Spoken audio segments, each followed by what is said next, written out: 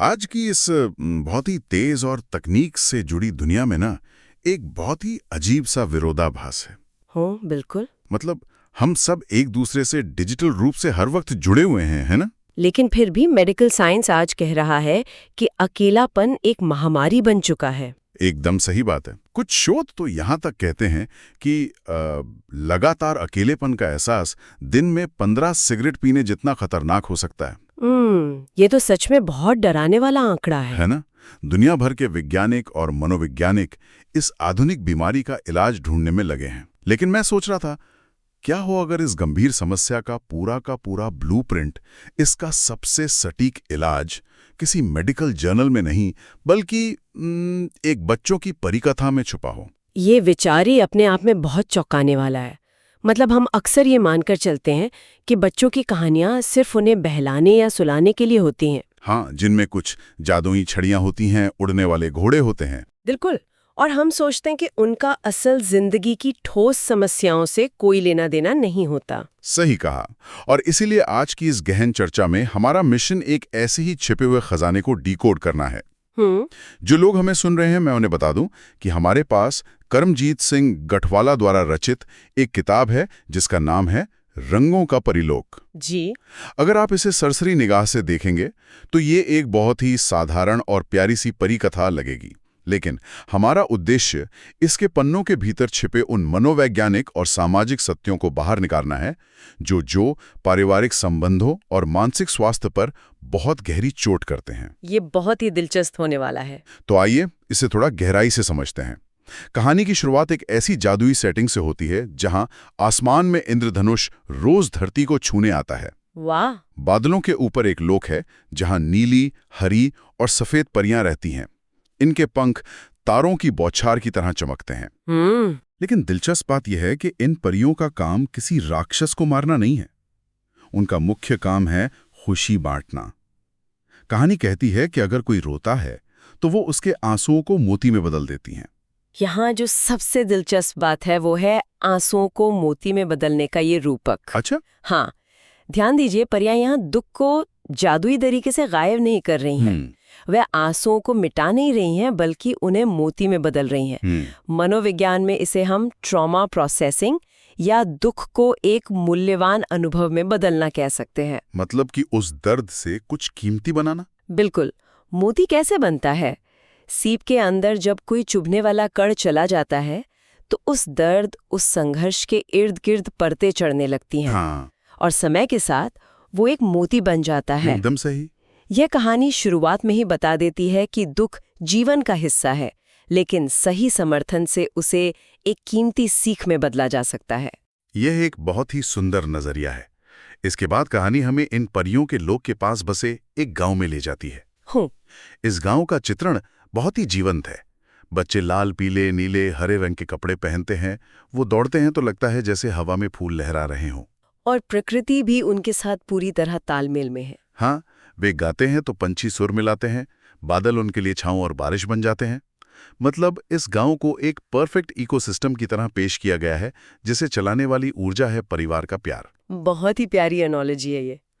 एक दृश्य है जहां सुबह उठकर बच्चे अपने माता पिता को गले लगाते हैं और उन मासूम झप्पियों से माता पिता की सारी थकान पिघल जाती है।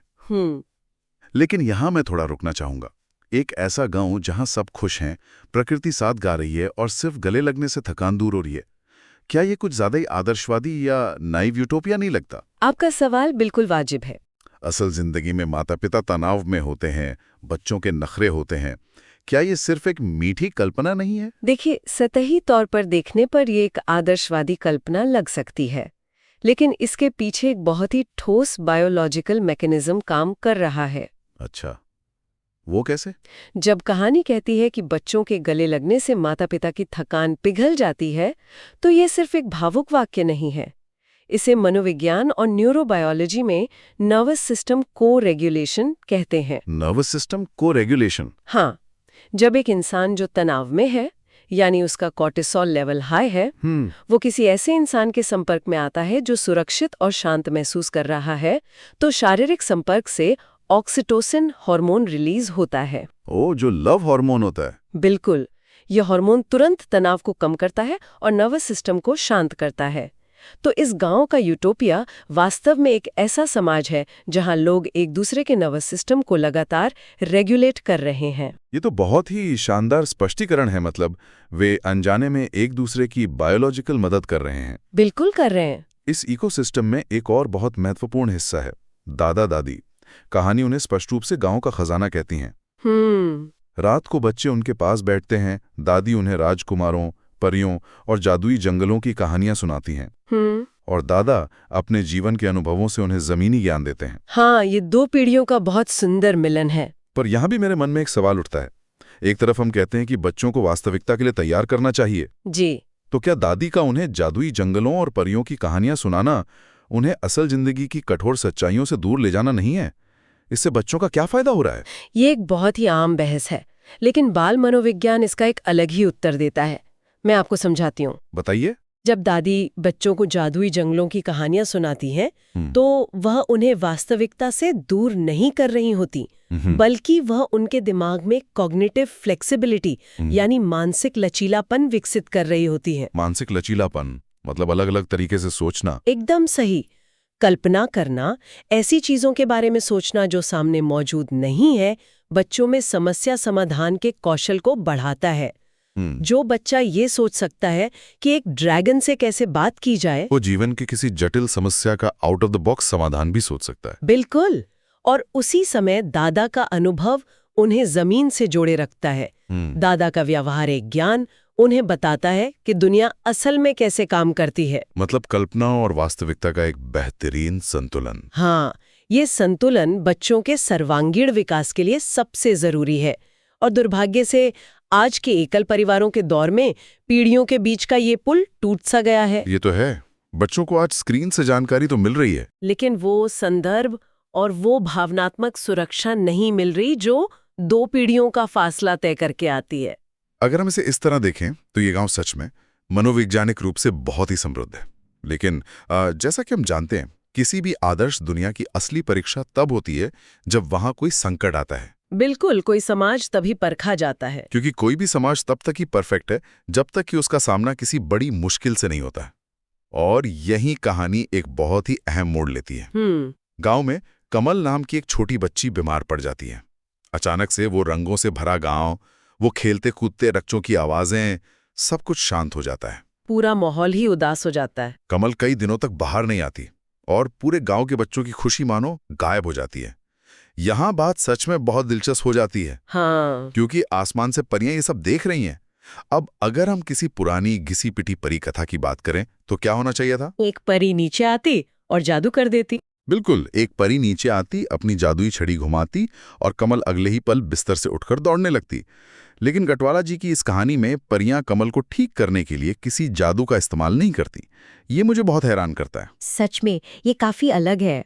अगर परियों के पास शक्तियां हैं तो वे सिर्फ एक बच्ची का दुख दूर क्यों नहीं कर देती? वे बच्चों को ही समस्या सुलझाने के लिए क्यों कह रही हैं? क्योंकि अगर परियां अपनी छड़ी घुमाकर कमल को ठीक कर देती तो बच्चों को कभी ये पता ही नहीं चलता कि उनके अपने भीतर कितनी बड़ी शक्ति छिपी है। अगर हम इसे बड़े परिप्रेक्ष्य में देखें तो परियां यहाँ मुक्तिदाता नहीं है, बल्कि वो एक फैसिलिटेटर या मार्गदर्शक हैं। उनका उद्देश्य समाज को आत्मनिर्भर बनाना है। अच्छा, वे उन्हें खुद हल ढूंढना सिखा रही हैं। बिल्कुल। परियों के संवाद यहाँ बहुत महत्वपूर्ण है। सबसे पहले नीली परी आती है और बच्चों से पूछती है, क्या तुम जानना चाहोगे कि असली खुशी कहाँ है? ये सवाल बच्चों को सोचने पर मजबूर करता है। जी, ये एक आत्मनिरीक्षण शुरू करता है। इसके बाद हरी परी वो रहस्य उजागर करती है। वो कहती है, खुशी तब सबसे बड़ी होती है जब तुम उसे बांटते हो, और दुख वो सबसे छोटा हो जाता है जब सब मिलकर उसे उठाते हैं। दुख बांटने से घटता है। सुनने में तो ये प्राइमरी स्कूल में सिखाई जाने वाली किसी नैतिक शिक्षा जैसा लगता है। मॉरल लेसन जैसा। हम सबने बचपन में यह सुना है, लेकिन व्यवहारिक रूप से इसका असल में क्या मतलब है? एक बीमार बच्ची का दुख दूसरों के बांटने से कैसे कम हो सकता है? उसकी बीमारी तो उसके शरीर में है ना। यहीं पर कहानी मनोविज्ञान और जीव विज्ञान के एक बहुत गहरे सिद्धांत को छूती है। अच्छा। जब सफेद परी बच्चों को एक योजना देती है कि वे कमल के साथ रहें, उसे हंसाएं और उसके आसपास रहें, तो वो उन्हें क्राउड सोर्स्ड हीलिंग का एक तरीका बता रही है। क्राउड सोर्स्ड हीलिंग, ये बड़ा दिलचस्प शब्द है। देखिए, होता क्या है कि जब कोई इंसान बीमार पड़ता है और उसे अलग थलग कर दिया जाता है तो उसके शरीर का स्ट्रेस रिस्पॉन्स हमेशा ऑन रहता है। मतलब शरीर लगातार तनाव में रहता है। हाँ, शरीर बीमारी से भी लड़ रहा होता है और अकेलेपन के डर से भी। लेकिन अगले दिन कहानी में क्या होता है, बच्चे रंग बिरंगे कपड़े पहनकर कमल के घर जाते हैं। कोई फूल लाता है, कोई गाता है, कोई कहानियां सुनाता है। जब कमल अपने दोस्तों को आसपास देखती है, उसे ये महसूस होता है कि वो सुरक्षित है और अकेली नहीं है। इससे उसके दिमाग में फिर से ऑक्सीटोसिन और एंडोर्फिन रिलीज होते हैं। और ये हार्मोन्स रिकवरी में मदद करते हैं। बिल्कुल, ये रासायनिक बदलाव उसके शरीर के इम्यून सिस्टम को चिंता से लड़ने से हटाकर सीधा बीमारी से लड़ने पर केंद्रित कर देता है। ये एक बहुत बड़ा आहा मोमेंट है। इसका मतलब है कि दोस्तों का वहां होना सिर्फ उसका मन नहीं बहला रहा था, बल्कि सचमुच उसके शरीर की बायोलॉजिकल केमिस्ट्री को बदल रहा था। एकदम सही समझा आपने। जिससे उसकी रिकवरी तेज हो गई। अगर हम आज के समय से इसकी तुलना करें तो ये हमारे आधुनिक तौर तरीकों पर एक बहुत बड़ा सवालिया निशान लगाता है। आज जब कोई बीमार पड़ता है तो हम सबसे पहले उसे एक कमरे में अलग कर देते हैं। हम सुनिश्चित करते हैं कि कमरा एकदम साफ हो, दवाइयां समय पर मिले। जी, हम शरीर का इलाज तो कर रहे होते हैं, लेकिन इंसान के इमोशनल इम्यून सिस्टम को पूरी तरह से भूखा मार देते हैं। बिल्कुल सही कहा आपने। आधुनिक चिकित्सा में हम अक्सर शरीर को एक मशीन की तरह देखते हैं, लेकिन हम ये भूल जाते हैं कि इंसान का शरीर उसके सामाजिक परिवेश से कितनी गहराई से जुड़ा हुआ है। हाँ, कमल की थकान किसी कड़वी दवा से दूर नहीं हुई, बल्कि उस सुरक्षित सामाजिक घेरे से दूर हुई, जिसने उसके नर्वस सिस्टम को ये संदेश दिया कि तुम सुरक्षित हो, हम तुम्हारे साथ हैं। तो इस सब का मतलब क्या है? क्या कमल के ठीक होने के बाद कहानी खत्म हो जाती है और सब वापस अपने पुराने रूटीन में लौट जाते हैं? नहीं, बिल्कुल नहीं। यहाँ इस गांव के लोग कुछ ऐसा करते हैं जो किसी भी समाज को लंबे समय तक स्वस्थ रखने के लिए बहुत जरूरी है। वे इस पूरी घटना को सिर्फ एक अच्छी याद नहीं रहने देते, बल्कि वे इसे एक नियम बना लेते हैं। हाँ, एक सांस्कृतिक परंपरा में बदल देते हैं। वे एक खुशियों का त्योहार शुरू करते हैं। हाँ, इस त्योहार में सब रंग बिरंगे कपड़े पहनते हैं, नाचते गाते हैं, लेकिन इसका सबसे महत्वपूर्ण और सख्त नियम यह है कि उस दिन कोई भी अकेला नहीं रहेगा। ये कदम समाजशास्त्र के नजरिए से बहुत शानदार है। उन्होंने ये समझ लिया था कि अकेलापन ही असल में सबसे बड़ी बीमारी है। सही बात है। इसलिए उन्होंने एक ऐसा संस्थागत ढांचा या कल्चरल सेफगार्ड बना लिया ताकि भविष्य में कोई भी कमल की तरह अकेलेपन का शिकार न हो। उन्होंने एक दुखद अनुभव को एक निवारक उपाय में बदल दिया। और इस त्योहार के दौरान जो 3 परियां आशीर्वाद देती हैं, उनके शब्दों पर ध्यान देना बहुत जरूरी है। नीली परी कहती है, तुम्हारी मुस्कान से आसमान भी चमकता है। हरी परी कहती है, तुम्हारे प्यार से धरती हरी भरी रहती है। और सफेद परी कहती है, तुम्हारी मासूमियत से दुनिया उज्जवल बनती है। यह आशीर्वाद बहुत गहरा अर्थ रखता है। ये सिर्फ बातों तक सीमित नहीं रहता। कहानी में आगे बताया गया है कि जब बाहरी यात्री उस गांव से गुजरते हैं तो वे हैरान रह जाते हैं। वे गांव वालों से पूछते हैं कि आखिर बात क्या है, इस गांव के फूल ज्यादा खिले हुए क्यों लगते हैं, यहाँ के पंछी इतने मधुर आवाज में क्यों गाते हैं। और गांव वाले क्या जवाब देते हैं? वे बहुत ही सहजता से कहते हैं, क्योंकि यहाँ दुख बांटे जाते हैं और खुशियां फैलाई जाती हैं। वाह! अब ये बात हमारे आधुनिक व्यक्तिवादी दिमाग को पूरी तरह से पलट कर रख देती है। क्या सच में हमारी भावनाएं, हमारा आपसी सहयोग भौतिक वातावरण को बदल सकता है? क्या खुशी से फूल ज्यादा खिल सकते हैं? ये एक महत्वपूर्ण सवाल खड़ा करता है और इसका जवाब हमें परसेप्चुअल साइकोलॉजी में मिलता है। परसेप्चुअल साइकोलॉजी, ये क्या होता है? जब एक पूरा समुदाय आपस में गहराई से जुड़ा होता है, जब वहां एक दूसरे पर भरोसा होता है, तो लोगों का दुनिया को देखने का नजरिया ही बदल जाता है। मतलब दुनिया अलग दिखने लगती है। हाँ, तनाव में इंसान को हर चीज नीरस और खतरे से भरी लगती है, लेकिन जब इंसान भावनात्मक रूप से सुरक्षित होता है तो उसका दिमाग रंगों को ज्यादा गहराई से रजिस्टर करता है, आवाजें ज्यादा मधुर लगती हैं। अरे वाह! यानी ये सिर्फ कोई मैजिक नहीं, हमारा दिमाग है। बिल्कुल, यानी सकारात्मकता सिर्फ एक अंदर की भावना नहीं है। जब पूरा समुदाय खुश होता है तो वे अपने आसपास के वातावरण की बेहतर देखभाल करते हैं, प्रकृति के साथ ज्यादा समय बिताते हैं और एक ऐसी ऊर्जा पैदा करते हैं जिससे बाहर से आने वाला कोई अजनबी भी साफ साफ महसूस कर सकता है। जी, गांव वालों का जवाब ये साबित करता है कि सामूहिक खुशी एक भौतिक वास्तविकता बन जाती है। अब शायद सुनने वालों को लगे कि ये सब कहानी में तो बहुत अच्छा लगता है, लेकिन मैं तो एक ऐसे शहर में रहता हूं जहां रोज सुबह भारी ट्रैफिक से लड़कर ऑफिस जाना पड़ता है, जहां कॉर्पोरेट का भारी दबाव है। हाँ, मैं इस गांव और परियों के कॉन्सेप्ट को अपनी असल जिंदगी में कैसे लागू कर सकता हूँ? क्या ये मेरे लिए व्यावहारिक है? ये एक बहुत ही वाजिब शंका है। हम आज के समय में उस कहानी वाले गांव का हूबहू निर्माण नहीं कर सकते, लेकिन हम उस गांव के पीछे के सिद्धांत को अपना सकते हैं। वो सिद्धांत क्या है? ये सिद्धांत है माइक्रो कम्युनिटीज, या छोटे छोटे भरोसेमंद समूहों का निर्माण करना। चाहे वो आपका ऑफिस हो, आपका अपार्टमेंट कॉम्प्लेक्स हो, या आपका दोस्तों का ग्रुप हो। क्या हम वहां एक ऐसा वातावरण बना सकते हैं जहां वल्नरेबिलिटी यानी अपनी कमजोरी दिखाने की छूट हो, जहां कोई जज ना करे? बिल्कुल। जहां अगर कोई परेशान हो तो उसे प्रोफेशनलिज्म के नाम पर अकेले जूझने के लिए न छोड़ दिया जाए। उस खुशियों के त्योहार का नियम याद कीजिए, कोई अकेला नहीं रहेगा। हाँ, कोई अकेला नहीं रहेगा। अगर हम बस इस एक नियम को अपने छोटे से सामाजिक घेरे में लागू कर लें तो हम उस जादुई इकोसिस्टम को अपने ही ड्राइंग रूम या ऑफिस डेस्क पर जीवंत कर सकते हैं। ये बहुत ही गहरी बात है। अगर हम आज की इस पूरी चर्चा को समेटें तो करमजीत सिंह गठवाला की रंगों का परिलोक सिर्फ उड़ने वाली परियों या जादुई मोतियों की कहानी नहीं है। बिल्कुल नहीं, ये असल में हमारे अपने समाज का एक आईना है। ये कहानी हमें सिखाती है कि जीवन को रंगों से भरने के लिए किसी जादुई छड़ी की जरूरत नहीं है। परिवार के साथ छोटी छोटी खुशियां बांटना, बुजुर्गों के अनुभव और बच्चों की कल्पनाशीलता को एक साथ लाना। और सबसे बड़ी बात, संकट के समय किसी को अकेला ना छोड़ना ही वो असली जादू है जो समाज को चलाता है। हरी परी का वो रहस्य कि दुख बांटने से घटता है, आज के सूचना से भरे लेकिन अकेले कर देने वाले युग में एक बहुत ही कारगर टूल है। एकदम सही। हम अक्सर सोशल मीडिया पर अपनी सफलताओं और खुशियों के बड़े बड़े तस्वीरें तो शेयर कर देते हैं, लेकिन असली संघर्ष छुपा लेते हैं।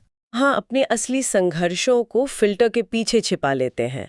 कमल की कहानी ये याद दिलाती है कि जब हम अपना दुख साझा करते हैं तो हम कमजोर नहीं होते, बल्कि हम दूसरों को ये मौका देते हैं कि वो हमारे साथ खड़े होकर हमारी ताकत बने। बहुत खूब कहा आपने। और इस चर्चा को खत्म करते हुए मैं कहानी के बिल्कुल अंत में बताई गई एक बहुत ही खूबसूरत और विचारोत्तेजक बात की तरफ सबका ध्यान खींचना चाहूंगा। जी बताइए। किताब के अंत में लिखा है कि आज भी जब कोई बच्चा दिल से हंसता है तो बादलों के बीच हल्की सी रंगीन रोशनी फैलती है। कहानी के अनुसार ये इस बात का सबूत है कि परियां आज भी मौजूद हैं और अपना आशीर्वाद दे रही हैं। बहुत ही प्यारी कल्पना है ये, है ना? लेकिन आज के इस विश्लेषण के बाद मेरे मन में एक विचार आ रहा है जो मैं हमारे सुनने वालों के लिए छोड़ना चाहती हूँ। हम अक्सर उस रंगीन रोशनी को, उस जादू को आसमान की तरफ देखकर ढूंढने की कोशिश करते हैं। हम इंतजार करते हैं कि शायद कोई परी आएगी और हमारी या किसी अपने की परेशानी को दूर कर देगी। हाँ, कोई चमत्कार होगा। लेकिन क्या ये संभव है कि हमें आसमान में देखने की कोई जरूरत ही नहीं है? क्या ये हो सकता है कि वो परिलोक कहीं और नहीं बल्कि हमारी खुद की क्षमता में बसा है? जब हम खुद आगे बढ़कर किसी दोस्त, किसी रिश्तेदार या यहाँ तक कि किसी अजनबी के अकेलेपन के समय उसके साथ खड़े होते हैं, उसके दुख को सुनते हैं, तो क्या हम खुद उसके जीवन की परी नहीं बन जाते? बिल्कुल बन जाते हैं। और क्या पता उस वक्त आसमान में जो रंगीन रोशनी फैलती है वो किसी जादू से नहीं बल्कि एक इंसान के दूसरे इंसान से जुड़ने पर दिलों के रोशन होने की चमक हो। जो लोग हमें सुन रहे हैं, इस पर सोचिएगा जरूर।